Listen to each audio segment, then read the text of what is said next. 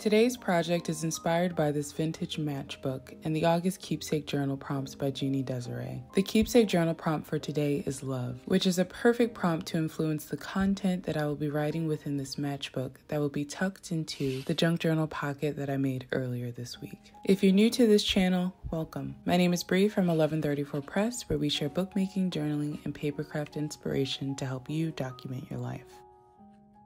Last month, I was asked by my fellow junk journal YouTuber, Juni Desiree, to be part of the August Keepsake journal prompts. 31 artists were asked to respond to each prompt that reflect the most precious themes in life. I decided that my wedding vows made for the perfect representation of love in my life. So I'm sharing my process here with you with the hopes that it will inspire you to recycle important documents in your life, such as wedding vows, and to teach you an alternative to tags and cards that we're used to seeing used in junk journal tuck spots and pockets.